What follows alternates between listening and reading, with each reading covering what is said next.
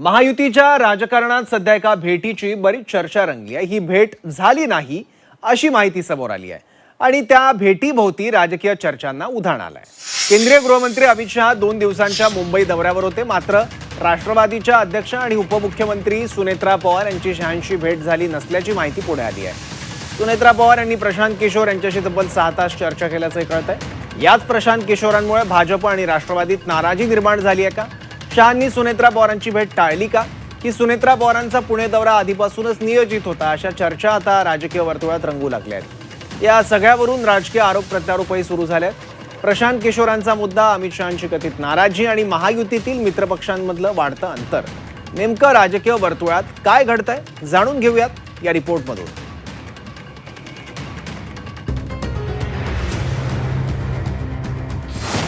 भाजप राष्ट्रवादीत नाराजीचा पीके इफेक्ट। किशोरांमुळे महायुतीत मिठाचा खडा पडल्याची चर्चा। शहांनी सुनेत्रा पवारांना भेट नाकारल्याची माहिती। राष्ट्रवादीनं भेट नाकारल्याची चर्चा फेटाळली। राजकीय रणनीतिकार प्रशांत किशोरांमुळे आधीच राष्ट्रवादीतील मतभेद उघड झाले, त्यानंतर आता महायुतीतही बेबनाव निर्माण झाला का अशी चर्चा आहे। कारण 2 दिवसीय मुंबई दौऱ्यावर असलेल्या केंद्रीय गृहमंत्री अमित शहा यांनी राष्ट्रवादीच्या अध्यक्षा आणि राज्याच्या उपमुख्यमंत्री सुनेत्रा पवारांना भेट नाकारल्याची माहिती मिळते। सुनेत्रा पवार यांनी प्रशांत किशोर यांच्याशी पक्ष संघटना, पक्षातील बदल आणि आगामी निवडणुकांबाबत तब्बल 6 तास चर्चा केली होती। प्रशांत किशोर यांनी नुकत्याच झालेल्या बिहार विधानसभा पोटनिवडणुकीत भाजप अध्यक्षांच्या बाकीपूर मतदारसंघात भाजपला धोबीपछाड दिली आहे। त्याच किशोरांना राजकीय सल्लागार बनवण्याच्या हालचाली सुनेत्रा पवारांनी केल्यामुळे भाजप राष्ट्रवादीत मिठाचा खडा पडल्याची चर्चा आहे। याच मुद्द्यावरून विरोधकांनी देखील महायुतीला लक्ष केल्याचं पाहायला मिळत आहे। महायुतीमध्ये खडा वगैरे पडला असेल? कसले खडे? हे धोंडे आहेत सगळे। खडे कसले? हे मुळात हे दोन्ही पक्ष जे आहेत, शिंदेंचा पक्ष आणि अजित पवारांचा पक्ष, या पक्षाची मालकी अमित शहाकडे आहे। या पक्षाची स्थापना अमित शहाने केली, त्याच्यामुळे ते आले नाहीत, गेले नाहीत काय, हे सगळे सूत्रधार अमित शहा आहेत त्या पक्षांचे।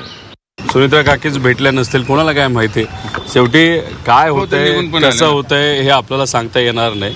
आमचं एवढंच मत आहे की या महाराष्ट्रामध्ये, या देशामध्ये जो कुठला पक्ष धाडस दाखवेल तोच त्या ठिकाणी टिकणार आहे। त्यामुळे आज काही जे आमच्याबरोबर नसले तरी धाडस दाखवण्याची धमक जर त्यांनी दाखवली असेल तर स्वागत करण्याची गोष्ट आहे।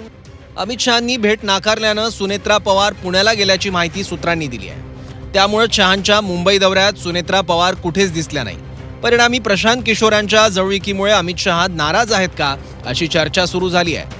सुनेत्रा पवारांच्या राष्ट्रवादीनं मात्र भेट नाकारल्याची चर्चा फेटाळली आहे। दर आठवड्याच्या शनिवार आणि रविवारी सुनेत्रा वहिनी ह्या बारामतीमध्ये असतात। कालचा जो दौरा झाला तो शनिवार दिवसाचा होता, त्यामुळे बारामतीत असल्याने त्यांची भेट होऊ शकली नाही। मात्र याचा अन्वयार्थ लावून अमित शहाजींनी भेट नाकारली असं म्हणणं अत्यंत चुकीचं आहे। ही माहिती साफ खोटी आहे। राष्ट्रवादी काँग्रेस पक्षाच्या राष्ट्रीय अध्यक्षा, राज्याच्या उपमुख्यमंत्री सुनेत्रावहिनी पवार यांचा पूर्वनियोजित दौरा आधीच ठरला होता आणि याबाबतची कल्पना केंद्रीय गृह खात्याला उपमुख्यमंत्री कार्यालयाकडनं दिली गेली होती आणि त्याबाबत आमच्या दोन्ही पक्षामध्ये कुठलेही मतभेद नाहीत। परंतु जाणीवपूर्वक काही लोकांकडनं अशा पद्धतीच्या बातम्या करून एक राजकीय खळबळ उडून दिल्याचा दावा केला जातोय, तो स्पष्टपणे चुकीचा आहे। भाजप राष्ट्रवादीत नाराजीची चर्चा सुरू झाली असतानाच रोहित पवारांनी अर्थ खातं आणि राजकीय सल्लागारावरून महायुतीला चिमटे काढल्याचं दिसतंय। प्रशांत किशोर काही जणांचे आवडते सल्लागार नसल्याचं म्हणत रोहित पवारांनी तटकरेंना डिवचलं।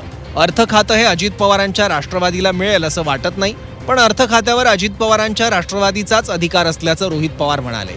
यावर महायुतीनं पलटवार करत रोहित पवारांचे आरोप फेटाळले आहेत। अजितदादांचा पक्ष या बिना कन्सल्टंटचा होता असं नव्हतं, फक्त तटकऱ्यांना आवडणारा जो कन्सल्टंट आहे तो मात्र या ठिकाणी त्यांच्या पक्षात आज दिसत नाही, जो दादांना कधीच नको होता। त्यामुळे कदाचित त्यांना तिथं वाईट वाटत असावं। दादांबरोबर काम करत असता अरोरांनी 2 विमानं विकत घेतले आणि मग दादांना कळालं की हा नुसता पैसेच ओरबाडतोय, काम तर काय करेना, म्हणून त्याला घरी बसवलाय.